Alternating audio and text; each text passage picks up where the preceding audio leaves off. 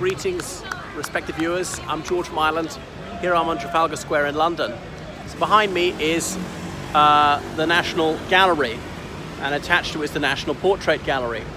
So they're going to do this about Trafalgar Square in general, giving a tour of it. There's a statue of George Washington. Anyway, so Trafalgar Square was only laid out in the 1820s.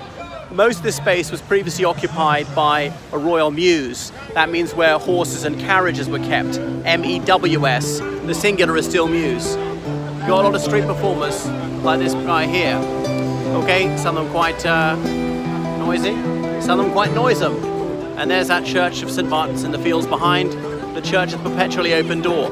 So it's the focal point of London, really, and as a sort of an informal parliament, so many rallies have been held here and concerts, Independence Day celebrations for various expatriate or diaspora communities or resident here.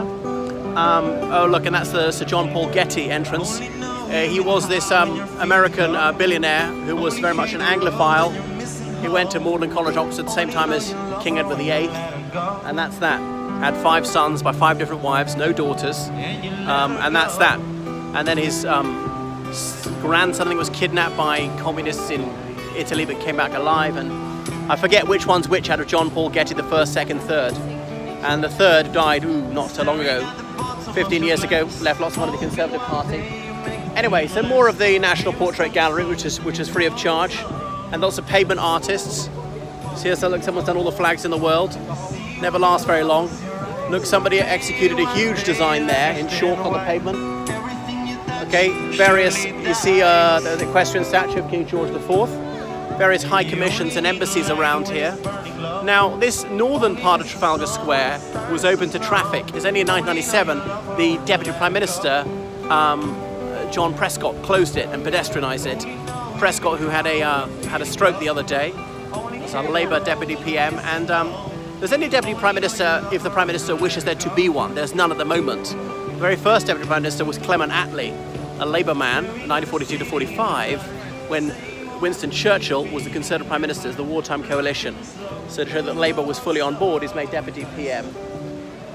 Okay, yeah, so that's more of the National Gallery. Obviously closed this time. We got King James II coming up here. One of only 2 statues of James II in existence, the other being at University College, Oxford, which is up on the wall there. See, someone else has done all the flags of the world. Okay, so that's that. And this will be the nodal point for festivities when it comes to New Year.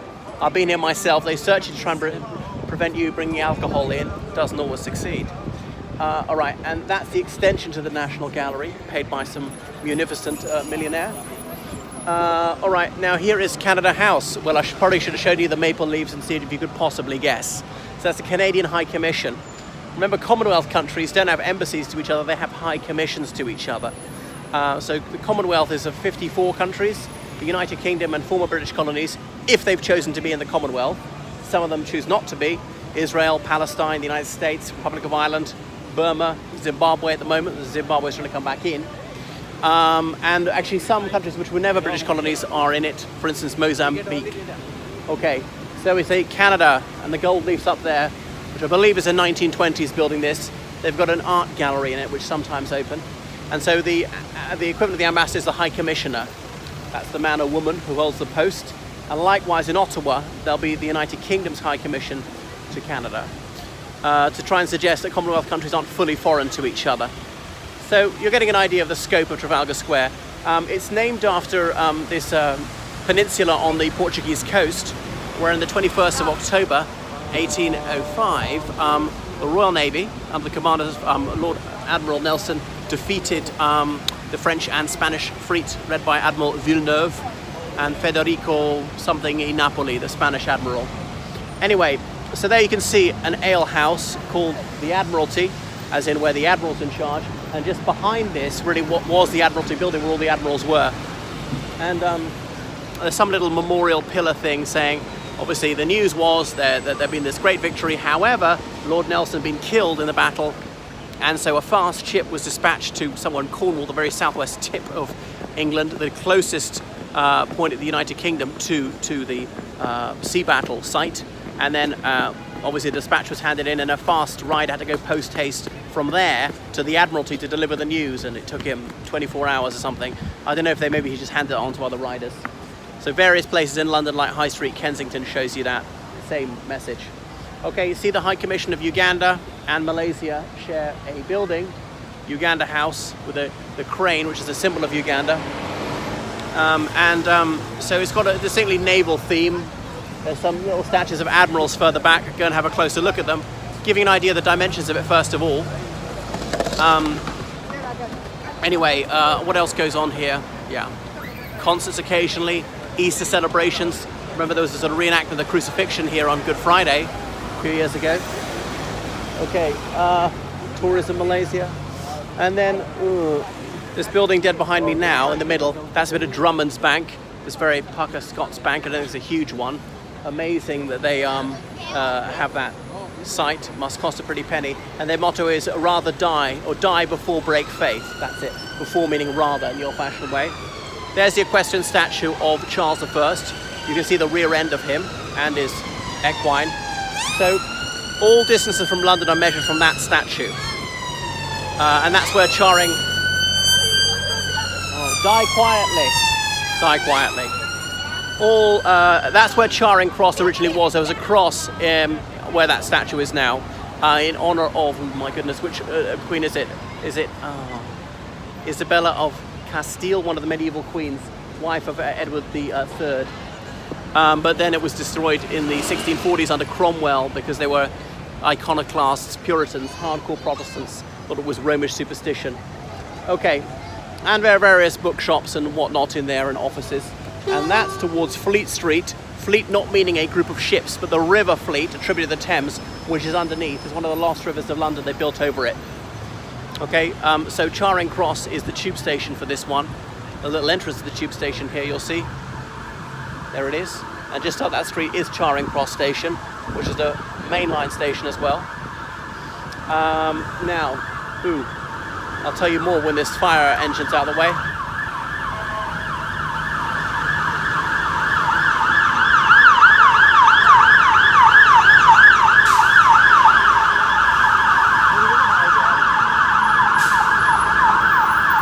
Yeah, behind me you can see the smallest police station in London, so they say. It's pretty small.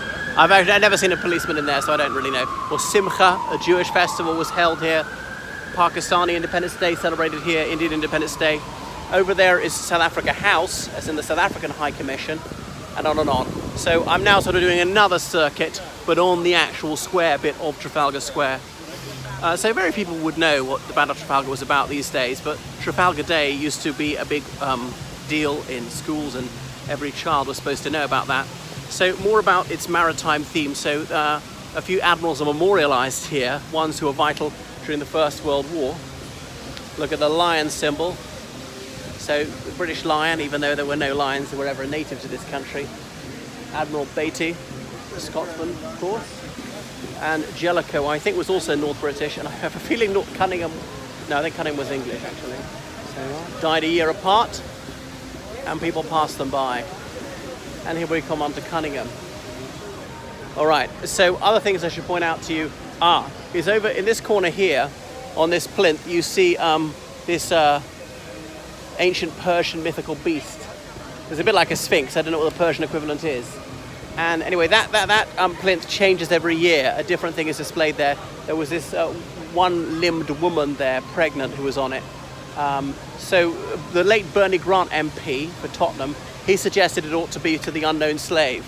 I think it was a good idea, actually. Probably should have been a woman, as there's no statue of a woman on the square. So there we get it. Oh yeah, and here there's a public convenience, one of the few free lavatories in London. This water has seen better days. Looks rather filthy. And you can see images of VE Day, Victory in Europe Day, the 8th of May, and people dancing in those fountains. Obviously the water switched off in winter, unless it turned to ice. And here, right in the middle of here, there is the Christmas tree donated by the city of Oslo every year since 1946 as a thank you for the Second World War.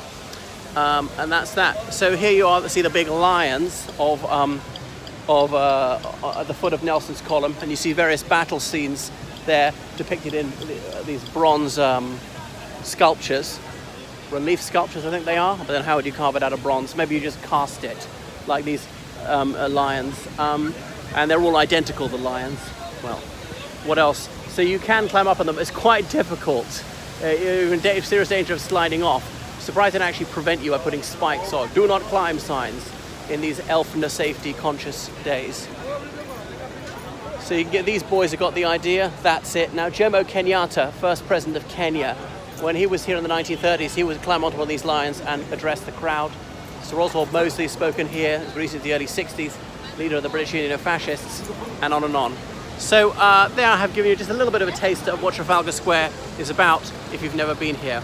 All right, that is perhaps enough for a whistle stop introduction to Trafalgar Square.